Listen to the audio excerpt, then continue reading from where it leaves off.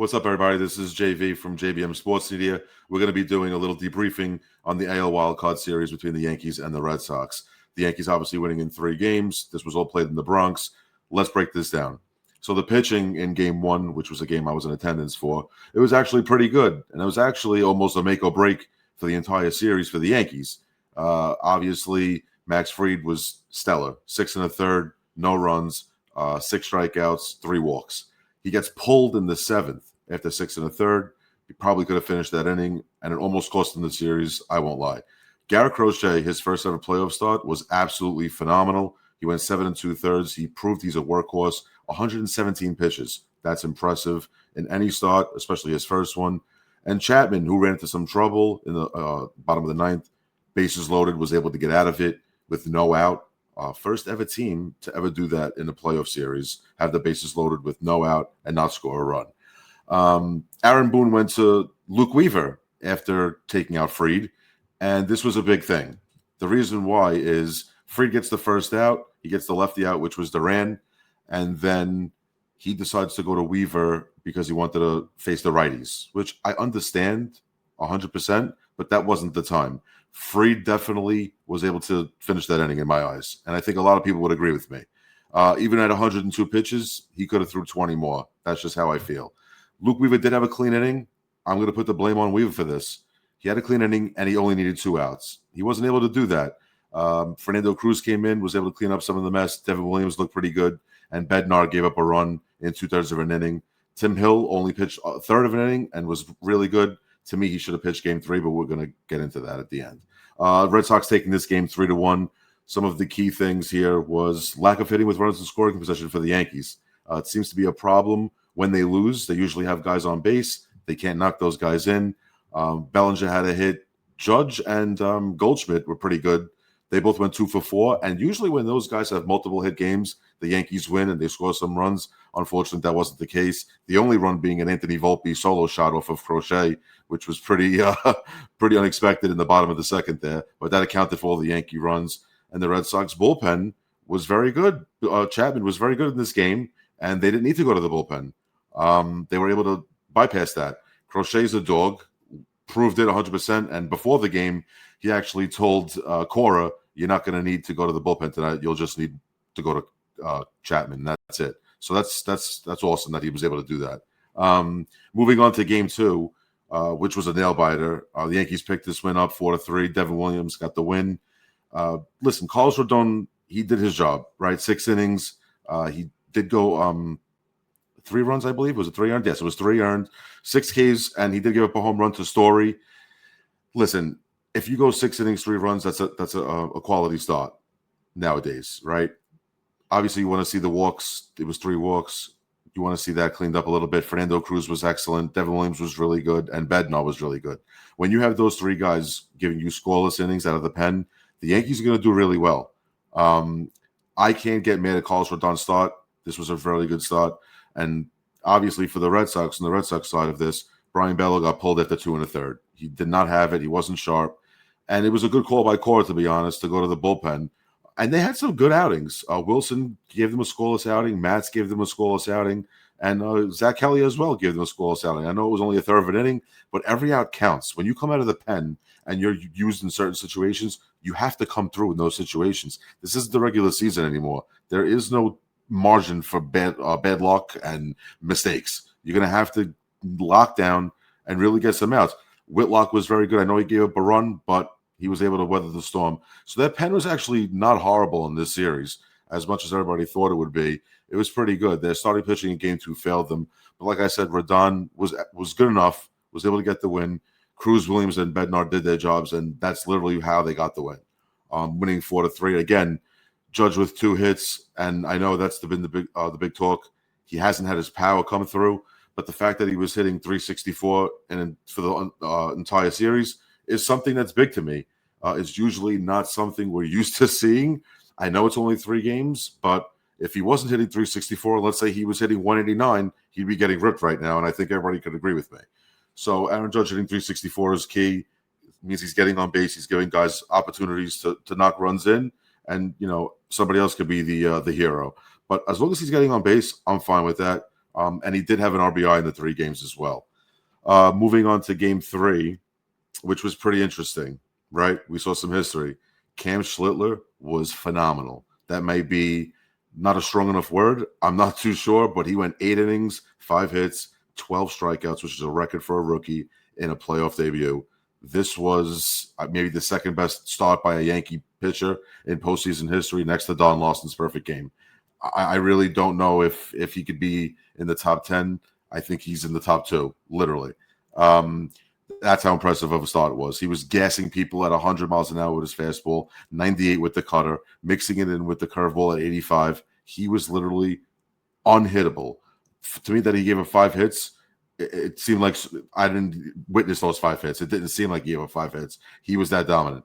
And moving on to Connolly Early, he was really good. This guy has great stuff. I know he was only 3 2/3. It seemed like a short outing. He ran into some problems in that 4th inning. But other than that, the 6 Ks, he made the lefties look silly. Ben Rice looked like he'd never swung a bat before against a left-handed pitcher. He was completely outmatched. And then their bullpen put up zeros. Their offense didn't come through. If you see Matz again with another scoreless inning, Weiser with another scoreless inning, and Chapman came in and was able to lock it down with 3 strikeouts in the inning as well. So the Yankees had one good inning. It was that 4th inning they were able to get to early. They scored, and that they had their runs in bunches. You do want to see multiple innings of scoring runs because, it gets a little concerning when you're only putting up 1 inning. But if you're going to pitch the way you pitched, I can't complain.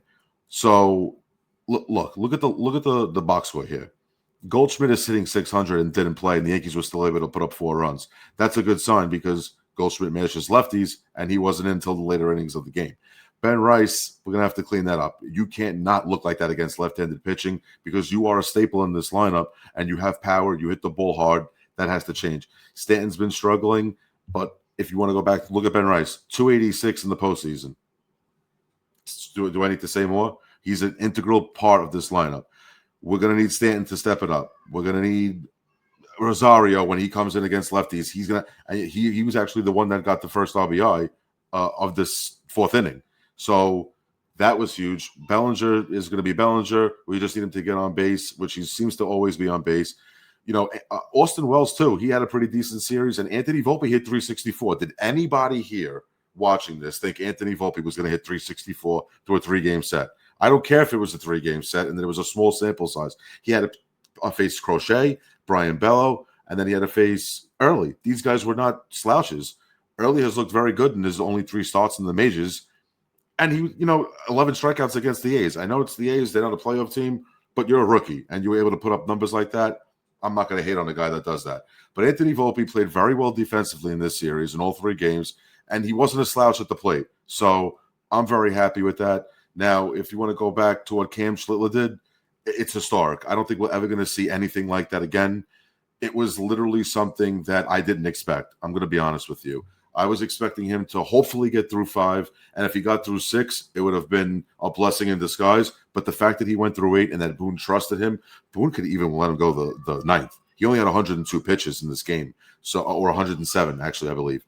He could have went and maybe went batter to batter and seen what he did there and really gave the bullpen some help. Now, I will say this. I didn't like what he did in Game 3 going to Bednar. I thought he should have went to Tim Hill.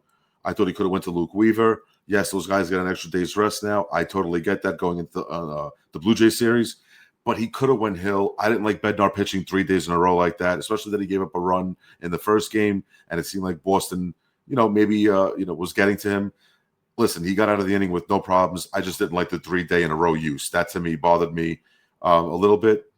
Also, I want to see how they attack the starting pitching, moving forward. That's going to be a key to this series against Toronto. But we'll get that in another episode. Moving forward with the offense, I really was happy with the offense in this series. Like I said, Game 1 was really disappointing. The bases were loaded. They had no outs. And obviously they make history the wrong way by having the bases loaded and scoring no runs, being the first ever team in the playoffs to do such a thing with no outs. Obviously, it's not something I want to hear or see. I witnessed it with my own eyes at the game, and it was terrible. Listen, but Chapman is a beast. I'm not going to take that away from him. And he usually runs into some situations where, he could give up some runs, and it looked like he was going to blow this game, and he didn't. So like I said, I can't get mad. I know Judge's power wasn't there, but he was able to hit 364. We're usually talking about Judge being below the Mendoza line, 150, 160, striking out a ton of times. That wasn't the case in the first 3 games of the series, and hopefully that could translate right into the Toronto series. Now, I will say this: the Red Sox struggled mightily offensively. They had a lot of runners on base. They had ample opportunities, and they weren't able to come through. Now, that's a key stat towards the Yankee side of the starting pitching. They were able to hold them at bay. Game 1, only giving up 3 runs. That's a winnable game. Game 2, obviously, you don't give up that much either. 3 runs again. Those are winnable games that they were able to win. When you could keep an offense like that at bay, they really showed that they need a power bat in the offseason. They really did. They didn't have that guy that could give you the extra umph. Yeah, Trevor Story hit a home run in game 2. Totally fine. I get that. He had 24 home runs, I believe, in the regular season. But they did not do anything in game 3. I mean, I know Cam was really good, but they let him go through 4 times in the lineup, and he looked like it was with his eyes closed he was doing this. So the key to me wasn't the Red Sox pitching. Everybody talked all year about how the Red Sox pitching was dreadful. Their bullpen's going to be a problem. Oh, if their starters get pulled early, they go to their bullpen too early, it's going to be a lights out. No, they were actually very good. They were not the reason they lost the series. They didn't score runs when they needed to. They didn't have multiple innings of, really putting the pedal to the metal and stepping on the Yankees' neck. They didn't. And to me, that was the key. They, like I said, ample opportunities. They had bases loaded, 1 out. Ceddanne Rafaela in game 2 bunts. He gets out. Then Trevor Story hits a ball to center field, and Grisham was able to secure it and get out of the inning with no runs. That's why you saw Fernando Cruz, really showing his emotion there towards the end of that inning. But yeah, to me, it's the Red Sox offensive struggles, and to me, they're going to address that in the offseason. I think that's the only way that's going to fix all this. Now, moving on to one thing that I'm going to bring up, Paul Goldschmidt. I know everybody was talking about Goldschmidt, and he didn't start in game 2. In game 3. Listen, he hit 600 against lefties in this series. He did great against Crochet. He did great against Chapman. He went 2 for 4. We're going to have to figure out the way to get him in. He got another hit in game 3. He was 3 for 5 for the series. I think he's going to have to hit against lefties. I think he's proven that he just sees the ball better than Rice right now. He has to play. He's better defensively. If you want to bring Rice in maybe later in the innings and he could face a righty that comes in, I'm all for it. But right now, if there's a left-handed starter pitching against the Yankees, Paul Goldschmidt's going to have to be out there. I think defensively it also makes sense. And he's obviously mashing against lefties. He's done it all year. He's never had a problem, and he showed it in this series that he went 3 for 5. So I really think that this is something that Boone's going to have to think about. He's going to have to sit down and say, hey, I think we're going to have to play Goldschmidt until he tells us not to, until he gives us a reason. So that, to me, is huge. And I will say this, Jason Dominguez, I know we didn't see him the whole series, and I truly don't think we're going to see him in the ALDS. I just wanted to go over that quickly because I think it's a little alarming to me. One, he didn't pinch hit at all. Didn't get a start. Never even pinch ran. Okay? What does that tell you? There's no spot for him on this team. There is no way he makes this Major League roster next year. I personally think they actually bring back Grisham and they potentially trade Dominguez. We might have seen the last days of Jason Dominguez. I know that may sound like a hot take. Maybe I'm crazy. Leave a comment in the comment section down below and tell me I'm nuts. I could deal with it. But I personally think Jason Dominguez has played his last game as a New York Yankee. To me, it's very alarming that he couldn't even get in as a pinch runner in a situation. For example, case in point, Paul Goldschmidt is on third base with no out in game 1. That little fly ball, maybe Dominguez scores. That was hit by Chisholm. Chisholm hit a fly ball to right. Maybe he scores on that. They didn't even bring him in. Okay? So we might have seen the last of Jason Dominguez in the Yankee uniform. Moving on to the next series, I think it's going to be a bloodbath. I think the Yankees and the Jays are going to 5. I personally think it's going to be all about pitching again. Okay? Pitching is serious. It's the most important weapon that you could utilize in the postseason. If your bullpen is able to answer the bell, that's usually 90% of the beast, okay? The other 10% is your starting pitching. The Yankees are just going to have to hit. They're going to have to play good defense, which they did in this series against the Red Sox. They played a phenomenal defensive game. They really did. Jazz Chisholm, same game too. with that dive that literally, and then he throws the ball to first. It trickled behind Rice. They could have lost that game. Eaton could have came around and scored on that play. Yoshida had slid into first base. Rice didn't know where the ball was. That game could have ended very, very differently. But going into that J series, I'm telling you, it's going to be the same thing moving forward. It's the bullpen, and it's the starting pitching. Luis Hill is going game 1. It was already released. Freed game 2. It looks like Rodon will take game 3. And if there is a game 4, it looks like Cam Schiller will go game 4, which I'm perfectly fine with that. That leaves everybody on their normal rest at that point, maybe a day short, but that's perfectly fine. But I like Luis Hill here in game 1 to set the tone, and he's got the extra rest as well.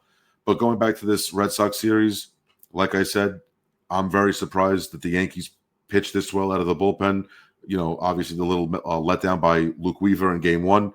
And that was really it. They played great defense, and not for nothing, if they could have timely hitting like they had in this series, I think they beat the Jays in 5, honestly. Call me crazy. Like I said, leave a comment below and let me know if I'm crazy. This was a great series. This series between the Yankees and the Red Sox really reminded me of old school playoff games from back in the day. Obviously, maybe not the physicality of it, guys getting in each other's faces. But it was a great pitching series. Like I said, a great defensive series, timely hitting. The Yankees won game 3 without hitting a home run. Did anybody ever think I'd say that? No. They scored 4 runs without hitting a home run. I love that. Let's keep that up. That's something that I want to see. You're manufacturing runs, small ball, getting base hits to right field, moving guys over and runners in scoring position. That's another key aspect of this game, especially in the playoffs. If you're not moving runners over, runners are going to stay exactly where they are, not score, and you're going to lose the game. Plain and simple. I don't know how much more I could sound, simpler than that. But that was the issue with the Red Sox. The Red Sox, like I said, ample opportunities in this entire series. They could have been moving on and playing Toronto. They seriously could. Their pitching, like I said, was not the issue. If there was in game 2, if they had a little bit more, a couple more base hits with runners in scoring position, there you go. They probably win this series. That game 2 was a totally different game. That Ceddanne Rafaela bunt pop out to Cruz changed the whole aspect of that game. The whole aspect of that game was changed. And that's the key. And like I said, I can't believe the Yankees took this in 3. I thought it was going to be an ugly series. I really did, but it was sound baseball. And I'm very happy that they're moving on, obviously, being a huge Yankee fan. I do think this is going to be a bloodbath. I think it's going 5, nothing short of that. And please make sure that you follow JBM Sports Media for more sports content.